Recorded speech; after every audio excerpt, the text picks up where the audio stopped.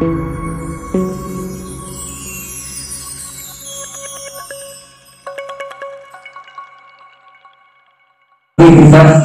mengeluarkan izin rambu dalam bentuk pemerintah sudah memberikan rambu-rambu tidak dilarang. Nah, malam hari ini prosesnya tidak jalan.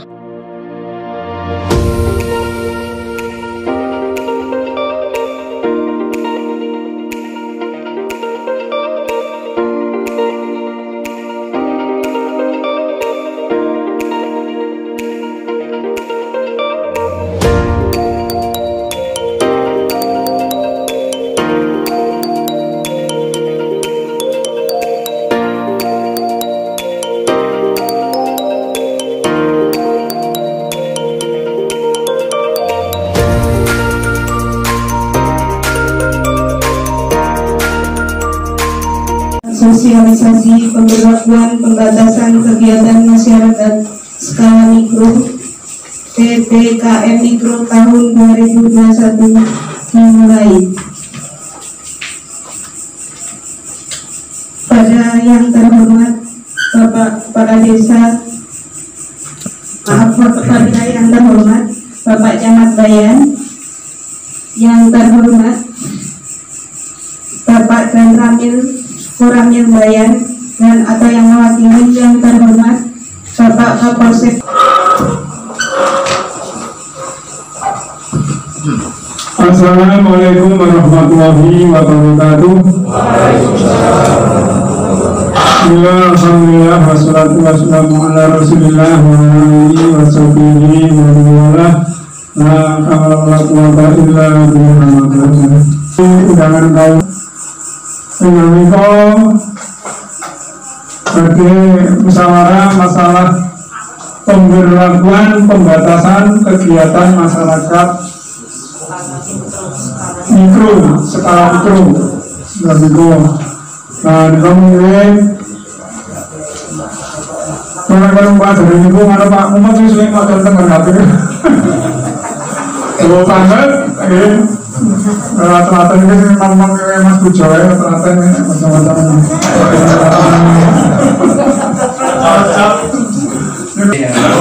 Kalau hormati Bapak Ketua RW dan Ketua hormati Bapak Ibu-ibu tokoh masyarakat yang Ketua hormati, saat ini pun kita menjalankan puji syukur kepada Allah Subhanahu wa taala ingkang sampun paring pinten nikmat hidayah sarinaya pun sehingga ing wekdal menika kita sami saged amal wonten ing sebelum PKK bisa muncul kanthi istilahipun menyambut kami ini atas kebetulan dari sosialisasi berlakuan kegiatan masyarakat berskala mikro.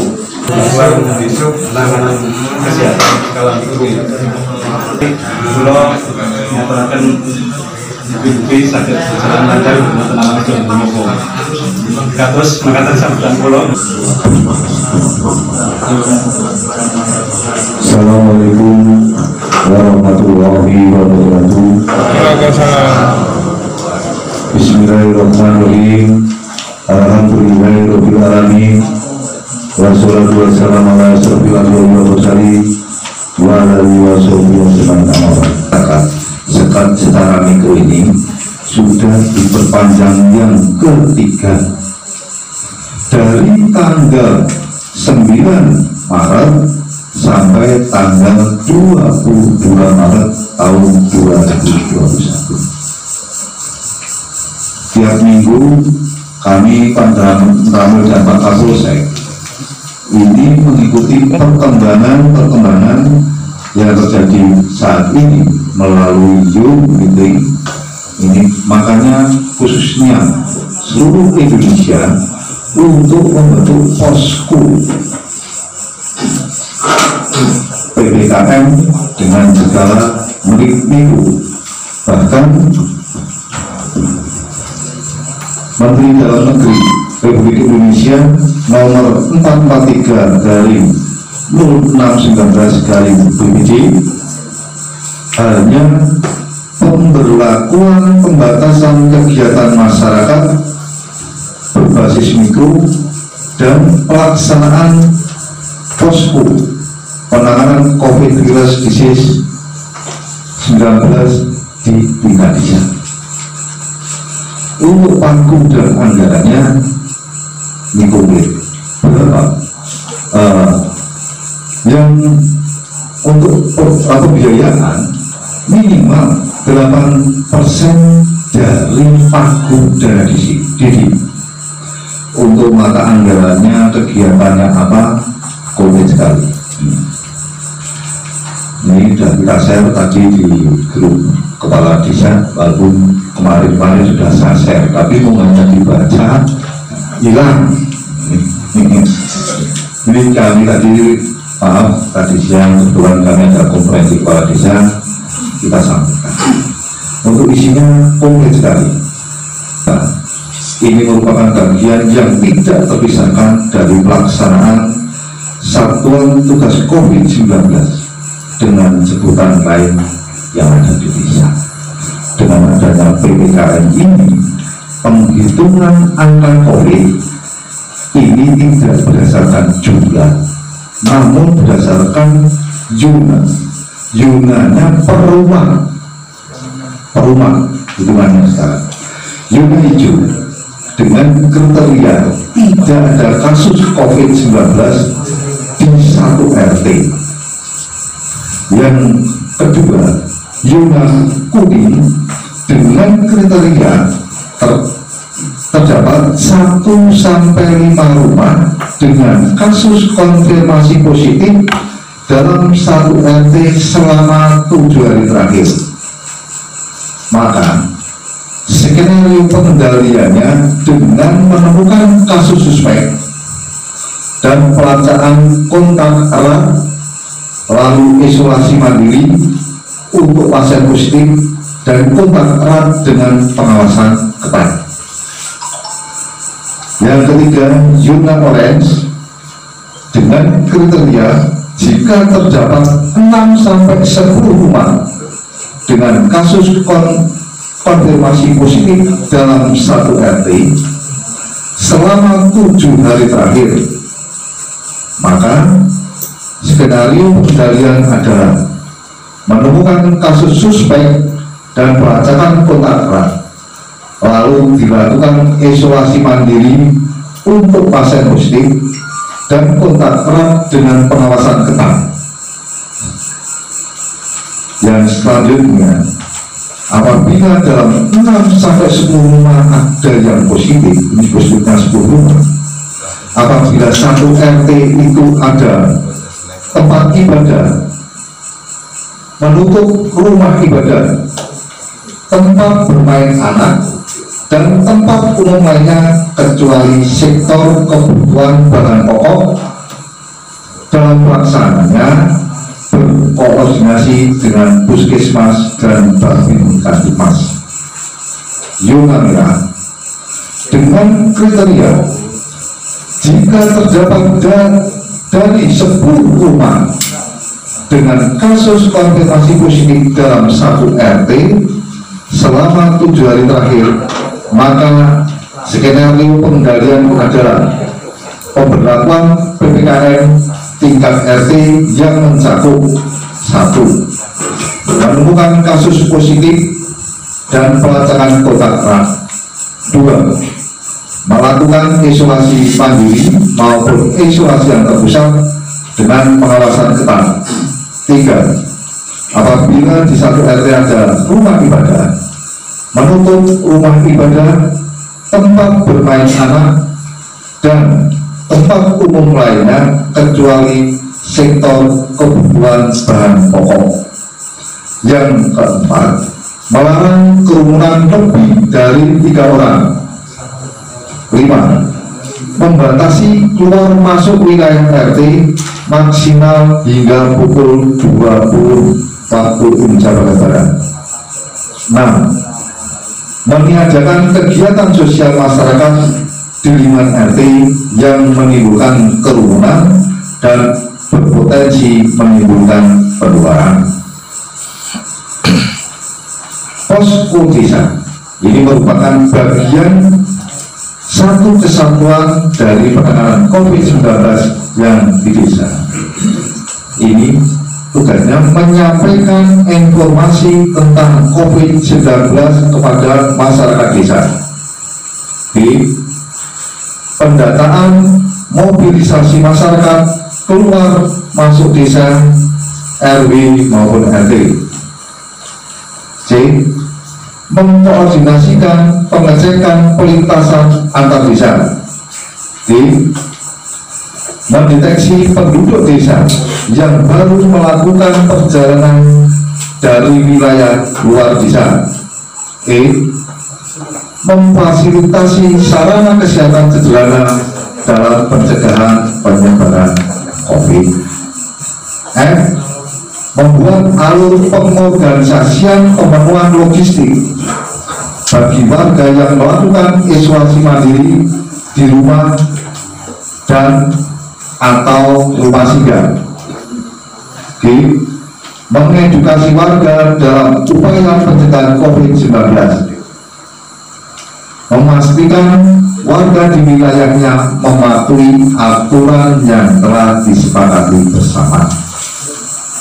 Pelaksanaan posko desa dibentuk dengan struktur susunan organisasinya, selaku ketuanya kepala desa. Untuk wakil ketua, ketua BPD.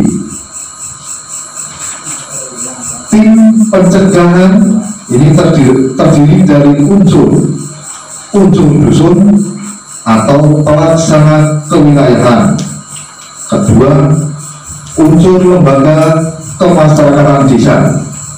Tiga, unsur satuan perlindungan masyarakat atau LIMAS.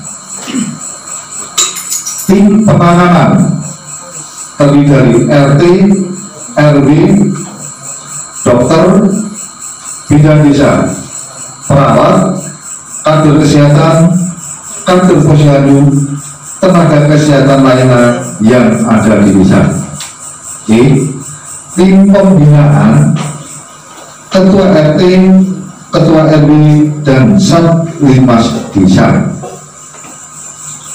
Tim pencegahan posko desa tugasnya melakukan pendataan terhadap warga yang menjadi suspek terkonfirmasi COVID-19, orang lanjut usia, dan masyarakat yang keluar masuk desa. B. Satu keluarga positif punya putra 2, istri 1, harapannya dalam isolasi itu putranya tidak mayem-mayem. Ini kalau mayem-mayem akan menimbulkan penularan. Ini kejadian depan rumah saya di perumahan. Bapak ibunya positif. Ternyata karena mungkin padahal disupli sudah. Kalau jam 7 keluar belanja. Nah, seperti kami selaku camat ya, saya ada telepon pada babinsannya kebetulan di perumahan saya, akhirnya dicegat dengan edukasi. Kalau yang menyampaikan saya Pak tidak. Ini kami Pak Babinsan kita sampaikan, akhirnya diedukasi, keluarganya sudah tidak keluar karena padahal mereka adalah yang tahu masalah kesehatan. Kebetulan seorang dokter, istrinya yang keluar. Ada peran Jogotongo per RT. Mungkin dalam pendanaan di kelurahan di desa ini kami harapkan anggaran adalah untuk setahun. Sebentar lagi tanggal 22 PPKM perpanjangan PPKM habis, pasti diperpanjang lagi 14 hari. Ini pasti. Dan ini nanti mohon pengertian Bapak dan Ibu sekalian dengan penekanan ini. Nanti seperti yang kita sampaikan, kalau belum punya tadi sudah share di grup Wadisa, nanti bisa untuk menjadi acuan. Bapak dan Ibu yang saya hormati, demikian yang bisa kami sampaikan.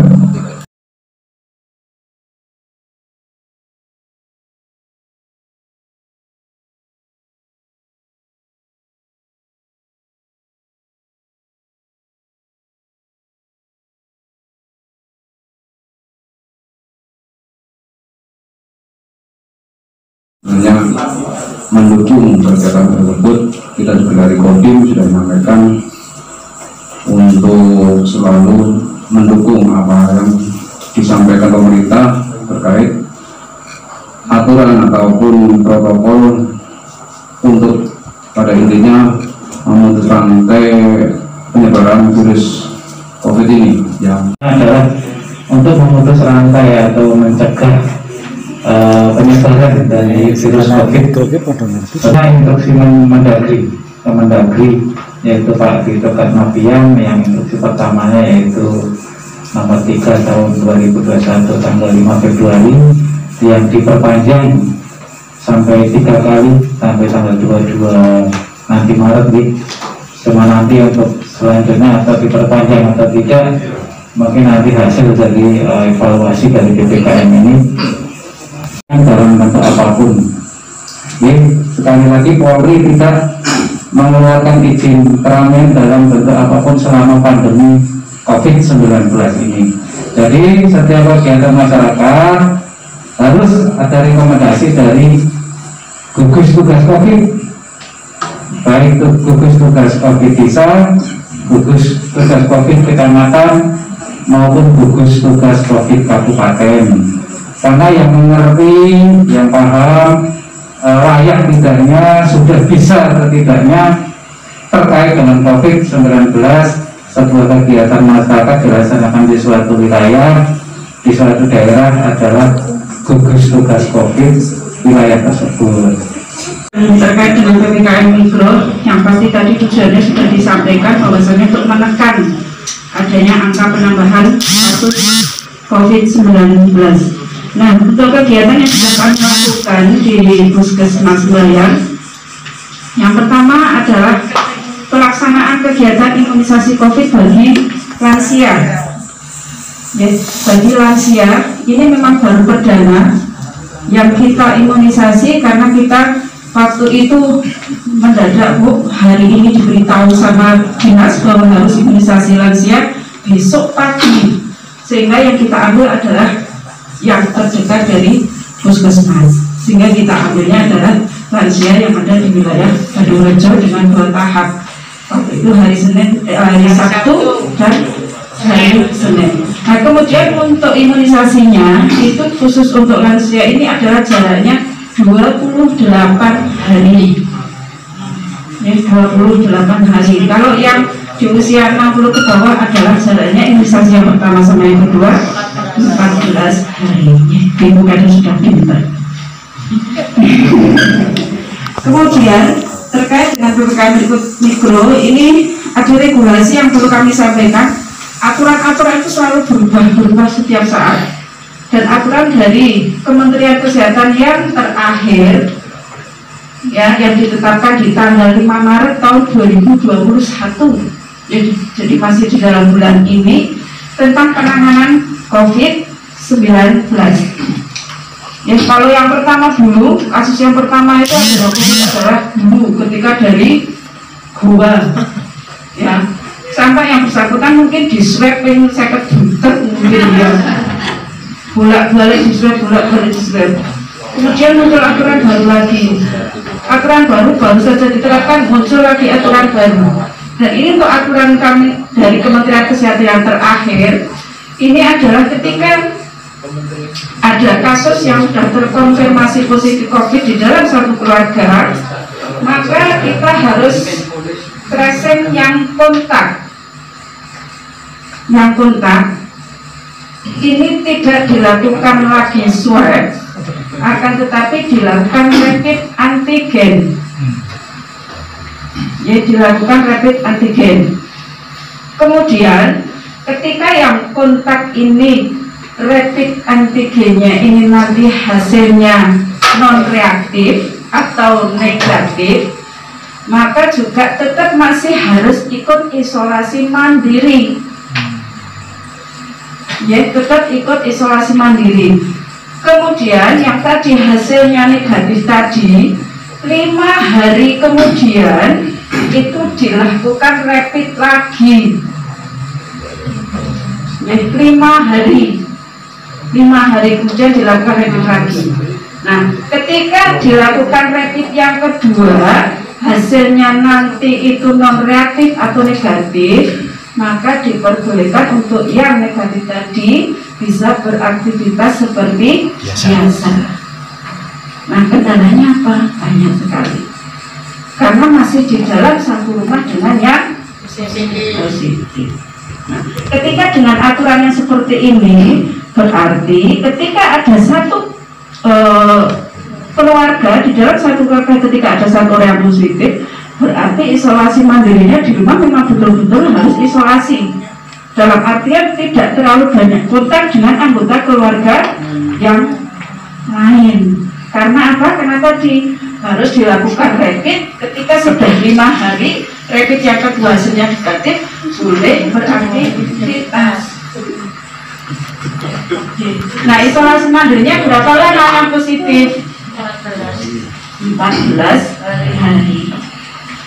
Jadi sekarang pemberlakuan yang baru seperti itu.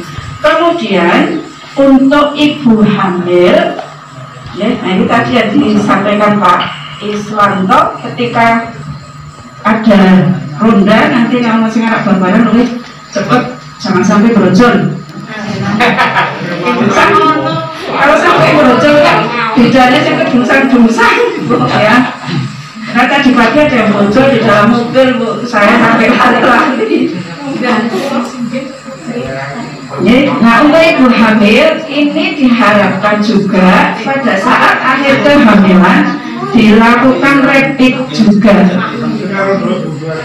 Ketika belum dilakukan rapid, maka pada saat yang bersangkutan mau melahirkan pasti akan dilakukan rapid, entah itu di puskesmas ataupun di rumah sakit.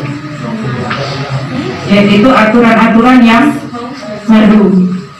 Nah, harapan kami Bapak Ibu semuanya sebagai tokoh masyarakat bisa menjadi contoh adanya kegiatan PPKM Mikro, ya, dengan tadi menerapkan protokol kesehatan, meskipun di malam hari ini prokesnya tidak jalan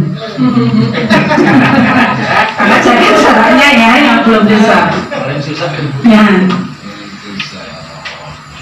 protokol kesehatan tetap wajib dilaksanakan. Kemudian apalagi PHBS, perilaku hidup bersih dan sehat. Sangat sulit kita merubah yang namanya perilaku, sangat sulit sekali. Nah, kemudian saya kembali lagi terkait dengan yang awal tadi saya sampaikan tentang imunisasi. Ini kemarin kami memang meminta bantuan dari ibu-ibu kader untuk mendampingi lansia karena ternyata luar biasa. Sudah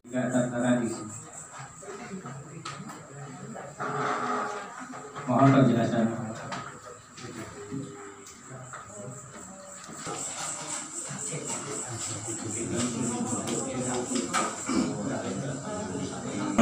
Dari psikolog terkait dengan draft yang kami berikan, ternyata pasal 17 terselip dengan tidak sengaja, mohon maaf sebesar-besarnya. Adapun pasal 17 berbunyi, dalam rangka pelaksanaan posko desa dalam penegakan pelaksanaan COVID-19, pembiayaan dibebankan pada anggaran pendapatan dan belanja desa, serta dapat mengoptimalkan anggaran yang bersumber dari dana desa, yaitu prioritas penggunaan dana desa yang ketiga, yaitu penggunaan dana desa untuk adaptasi kebiasaan baru desa. Bunyinya seperti itu, Pak Pujo Sabtono serta anggota DPD yang lain. Adapun untuk PPKM ini seperti yang sudah diingatkan Pak Camat tadi, sumber pembiayaannya adalah dari dana desa, yaitu dari tagging sebesar 8% dari total dana desa, sebesar 69 juta rupiah. Dan juga seperti yang diingatkan Pak Camat tadi, itu untuk 1 tahun dipakai, bukan untuk 20 hari, untuk 1 tahun. Ada pertanyaan lain, Pak Bu? Rabaan ke depan, PR kita cukup berat dan alhamdulillah kita sudah, alhamdulillah tanda kutip sudah tadi bergilir dari rumah ke rumah maupun nanti Bapak Ibu memastikan nyumbang apunten nek tempatnya alit ya ampun kata-kata nanti gimana masih dan seterusnya. Kemudian disusul dengan Ramadan nanti ada tarawih subuhan lebih mompong dari biasanya. Monggo nanti tempat ibadah dan rumah-rumah yang dipakai tarawih kita semua turut nuturi itu, memberi masukan-masukan itu terlalu sesek dan sebagainya. Dan yang kemudian puncaknya adalah Lebaran mudik, pemerintah sudah memberikan rambu-rambu tidak dilarang. Nah ini menjadi PR kita semua bahwa hakikatnya tim Posko ini lebih kepada pendataan RT sini yang positif siapa, sing pondok siapa dan seterusnya. Dulu sudah kita lakukan, namun sekarang ada dukungan sumber dananya dan kita harus melakukan lebih rinci dan teliti lagi seperti itu. Atau nuwun untuk selanjutnya pembentukan tim kepada Pak Kaswanto monggo dibantu Pak. Assalamualaikum warahmatullahi wabarakatuh. Dan saya dengan Pak Hasadin ya. Bingkang tim. Mas.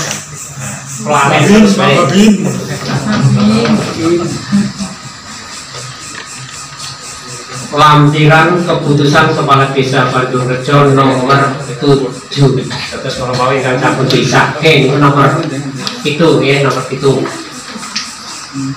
Tentang pembentukan tim pos komando desa untuk penanganan COVID-19 tingkat desa Bandungrejo, Kecamatan Bayan, Kabupaten Purworejo tahun 2021.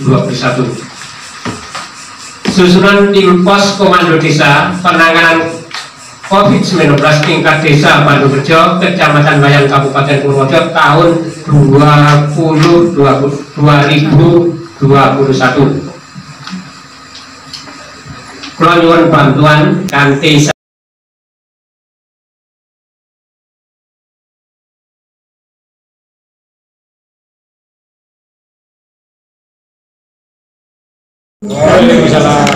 Untuk doa kepada Bapak Kiai Zainul dipersilakan. أعوذ